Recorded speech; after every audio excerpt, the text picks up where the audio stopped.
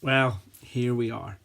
It's the last week of 2020, the last Wednesday of 2020, and our last Wednesday Wisdom blog. I hope that you have enjoyed our weekly blogs and videos and that they've really encouraged you on your journey with Jesus throughout the autumn and the winter. You know, it's always really helpful to hear from others as we navigate this journey of life, to learn from their experiences and use those experiences to help us share our faith. You know, life is a journey, and each year that passes is another chapter on our journey.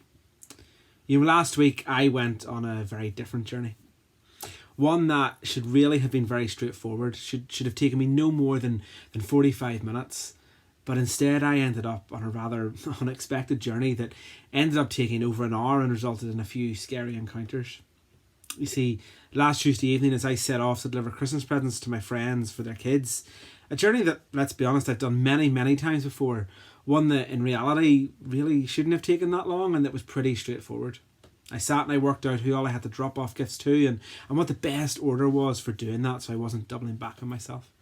I jumped in the car, I carefully picked the playlist for the journey and I set off for my first drop-off. The first drop-off was no problem. After all, it was at the roundabout within the village.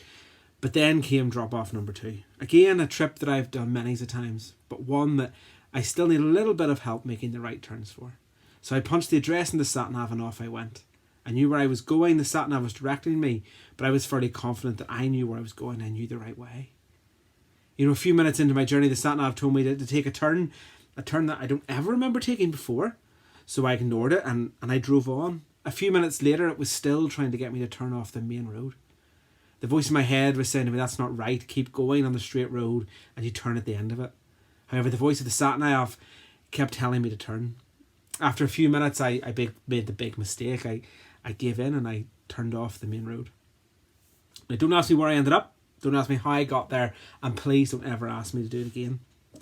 You see, the sat-nav had somehow worked out that it could get me to my friend's house quicker if it went the windy road that was uphill, downhill, dark, narrow country roads the whole way, instead of the straight road that it would usually take me.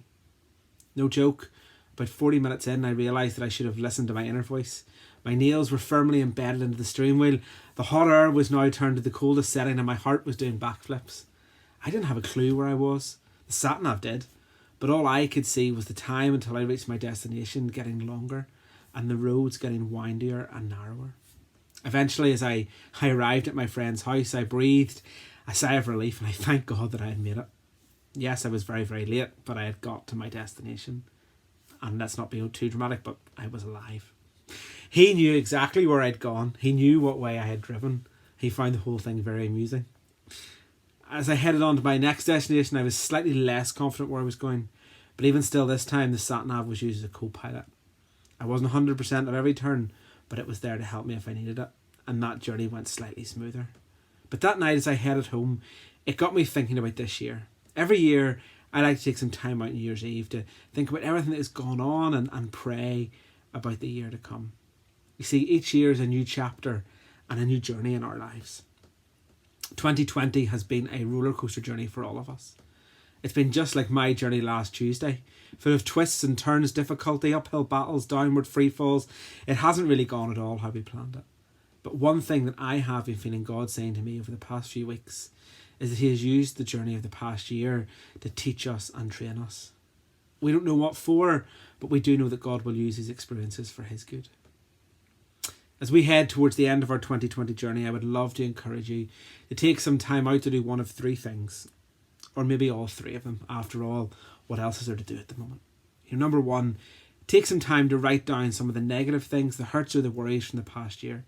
Pray over them and ask God to help you move forward, and then rip them up and refuse to carry them into 2021 with you. Then take some time to write down the positives, keep them safe, and use them to remind you of God's goodness. Number 2, you could write down some of your goals for 2021. What do you want to achieve? How will you continue to love your neighbour? How will you continue to take time out from all the busyness to take time for you? And what do you want to do?